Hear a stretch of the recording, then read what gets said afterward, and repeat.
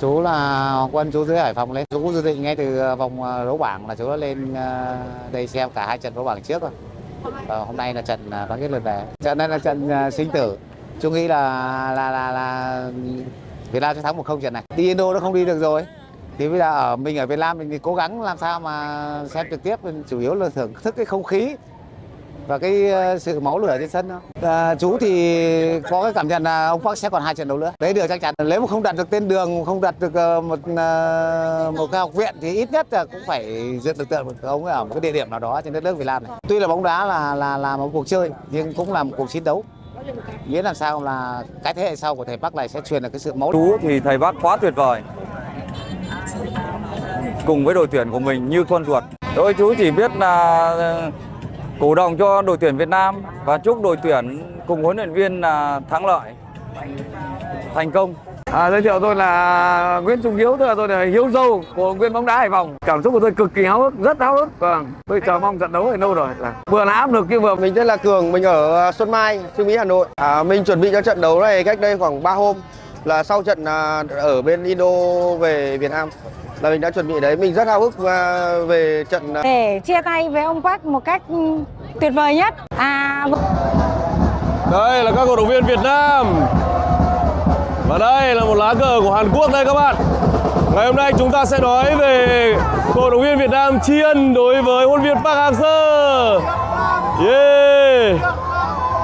Việt Nam vô địch đây. Tuyệt vời. Đây là Việt Nam vô địch.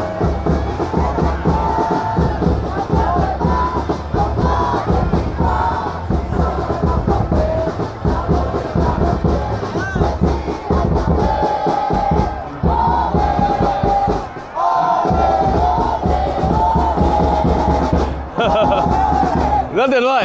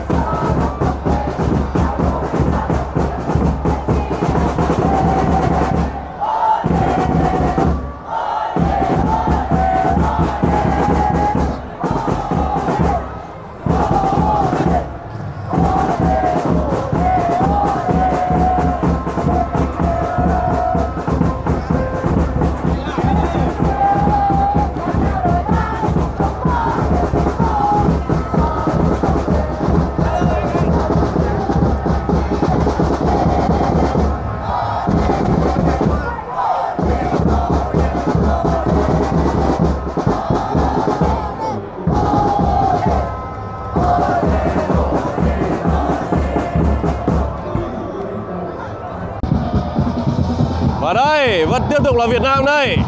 Chúng ta sẽ đi gần lại nhá. Đó, lá cờ Tổ quốc của chúng ta tung bay. Yeah.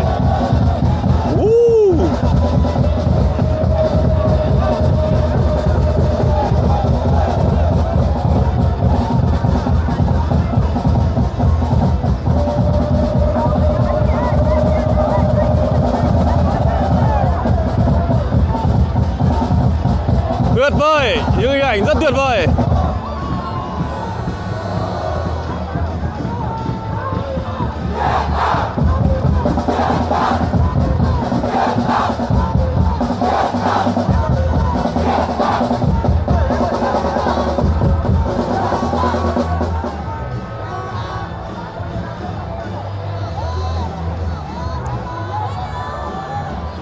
Hello, hello.